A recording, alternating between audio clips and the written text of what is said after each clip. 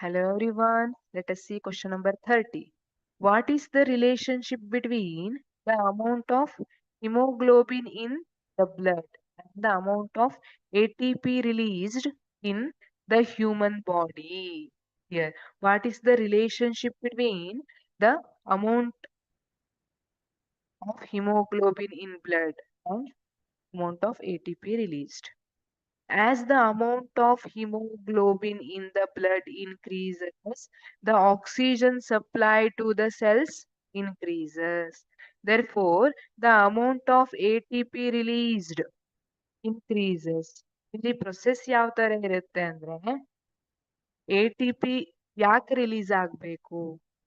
ATP ಯಾವಾಗ release ಆಗುತ್ತೆ? ಅದು ಸಮ್ ಎನರ್ಜಿಯನ್ನ ಕೊಡುತ್ತೆ. ಅದು ಸೆಲ್ಸ್ ಅಲ್ಲಿ ಸಮ್ ವರ್ಕ್ ಆಗ್ಲಿಕ್ಕೆ ಎಂಡೋಥರ್ಮಿಕ್ ರಿಯಾಕ್ಷನ್ ಆಗ್ಲಿಕ್ಕೆ ಹೆಲ್ಪ್ ಆಗುತ್ತೆ ಈ ATP. ಹಾಗಿದ್ರೆ ಈ ATP ಪ್ರೊಡ್ಯೂಸ್ ಆಗ್ಬೇಕು ಅಂದ್ರೆ ಸೆಲ್ ರೆಸ್ಪಿರೇಷನ್ ಆಗುವಾಗ you know that carbon dioxide, water and energy are the products ಅಲ್ವಾ? ಇಲ್ಲಿ ಎನರ್ಜಿ ಏನು ಲಿಬರೇಟ್ ಆಗಿದೆ.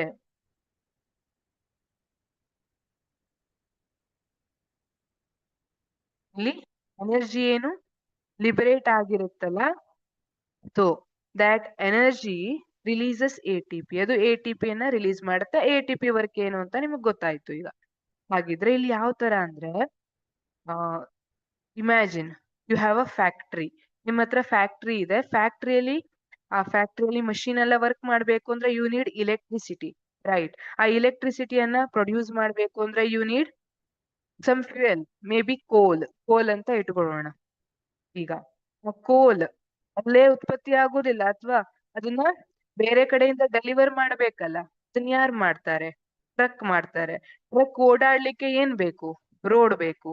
ಇಲ್ಲಿ ನಾನು ಬ್ಲಡ್ ಅನ್ನ ರೋಡ್ ಅಂತ ಕನ್ಸಿಡರ್ ಮಾಡಿದ್ರೆ, if I consider blood as road and haemoglobin as truck, haemoglobin ಅನ್ನ ಟ್ರಕ್ ಅಂತ ಕನ್ಸಿಡರ್ ಮಾಡ್ತೀನಿ. And that oxygen attach to haemoglobin ಗೊತ್ತಿದೆ ನಿಮ್ಗೆ. That oxygen is considered as fuel. ಈಗ ನಮಗೆ ಕೋಲ್ ಬೇಕಲ್ಲ ಎಲೆಕ್ಟ್ರಿಸಿಟಿ ಪ್ರೊಡ್ಯೂಸ್ ಮಾಡ್ಕೊಳ್ಳಿಕ್ಕೆ, ಆ ಕೋಲ್ ಏನಿದೆ ಅದು ಆಕ್ಸಿಜನ್ ಅಂತ ಅಂದ್ಕೊಳ್ಳಿ. ಈಗ ಅದು ಆ ಫ್ಯೂಯಲ್ ಅನ್ನ ತಗೊಬಂತು ಹಿಮೋಗ್ಲೋಬಿನ್. ಈಗ ಆ ಫ್ಯೂಯಲ್ ಇಂದ ಏನ್ ಜನರೇಟ್ ಆಗ್ತಾ ಇದೆ? ಇಲೆಕ್ಟ್ರಿಸಿಟಿಯಿಂದ ಫ್ಯಾಕ್ಟ್ರಿ ಓಡ್ತಾ ಇದೆ. ಫ್ಯಾಕ್ಟ್ರಿ ಏನಿಲ್ಲಿ? ಸೆಲ್ ವರ್ಕ್ ಆಗ್ತಾ ಇದೆ. ಹೇಗೆ? ಇಲ್ಲಿ ಇಲೆಕ್ಟ್ರಿಸಿಟಿ ಏನಿದೆ, it is acting like ATP. ಈ ರೀತಿ work ಆಗುವಂತದ್ದು. Thus, as amount of hemoglobin in the blood increases, the oxygen supply to the cells increases. Truck ಜಾಸ್ತಿ ಆದ್ರೆ ಫ್ಯೂಯಲ್ ತಗೊಬರೋದು ಜಾಸ್ತಿ ಆಗುತ್ತಲ್ಲ. Therefore, the amount of ATP released increases. ಇಲ್ಲಿ electricity ಜಾಸ್ತಿ ಸಿಗುತ್ತಲ್ಲ, ಈ ತರ ರಿಲೇಶನ್ ಇರುತ್ತೆ. ಗೊತ್ತಾಯ್ತಾ? ಅಂದ್ರೆ ಟ್ರಕ್ ಒಂದ್ ಫ್ಯೂಯಲ್ ಅಂಡ್ ಇಲೆಕ್ಟ್ರಿಸಿಟಿ ಅಂತ ನೋಡಿದ್ರೆ ಈ ತರ ರಿಲೇಶನ್. ಅದೇ ನಾವು ಹಿಮೋಗ್ಲೋಬಿನ್, ಆಕ್ಸಿಜನ್ ಅಂಡ್ ATP ಅಂತ ನೋಡಿದ್ರೆ ಈ ತರ ಸೇಮ್ ರಿಲೇಶನ್ ಅಲ್ಲಿ ಎಕ್ಸ್ಪ್ಲೇನ್ ಮಾಡಬಹುದು.